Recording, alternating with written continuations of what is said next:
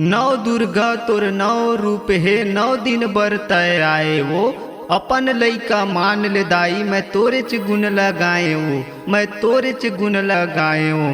बोल दुर्गे मैया की जय, बोल महामाया मैया की जय।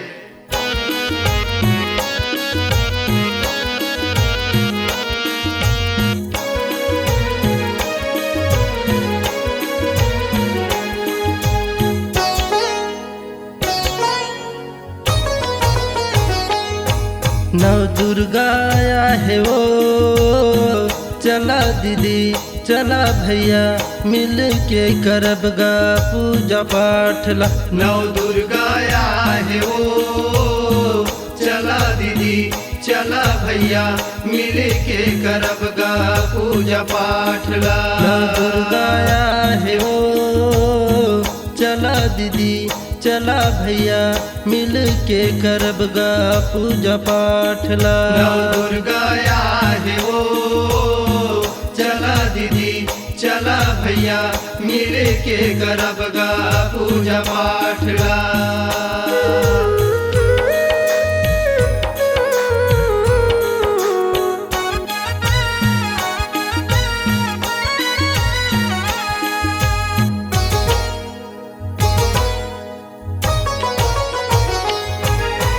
नव दुर्गा तोर नवे रूप है, 9 दिन बरते आए।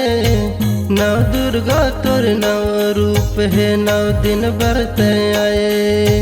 मंदिर मंदिर तोर मूरत है, जगह जगह माँ छाए। मंदिर मंदिर तोर मूरत है, जगह जगह माँ छाए। तोर चरण के दासी हमैया मोलत चरण धोले। तोर चरण के दासी हमैया मोलत चरण धोले। नव दुर्गा आया है वो, चला दीदी चला भैया मिल के करब गा पूजा पाठ ला। नव दुर्गा आया है वो, चला दीदी चला भैया मिल के करब गा पूजा पाठ ला।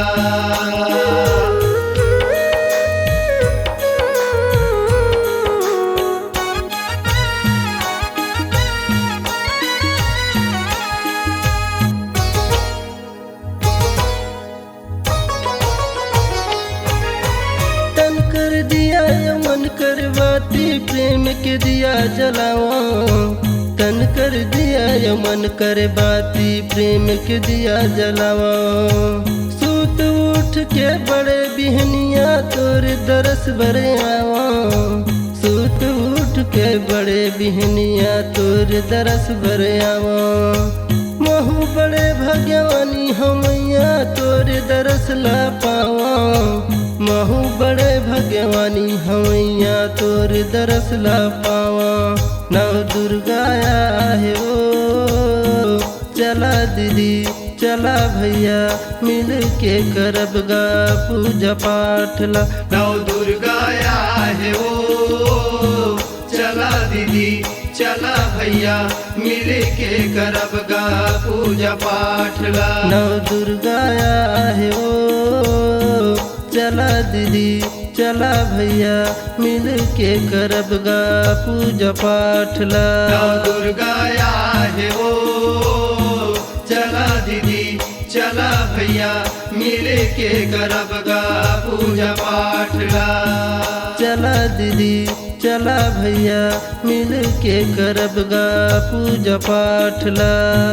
चला दीदी चला भैया मिल के करब गा पूजा पाठ ला। चला दीदी चला भैया मिल के करब गा पूजा पाठ ला। चला दीदी चला भैया मिल के करब गा पूजा पाठ ला। चला दीदी चला भैया मिल के करब गा पूजा पाठ ला। जय जोहार, जय छत्तीसगढ़ महतारी। हमर MS स्टूडियो सेलर ला लाइक कराओ, सब्सक्राइब कराओ और शेयर। जय हिंद, जय छत्तीसगढ़।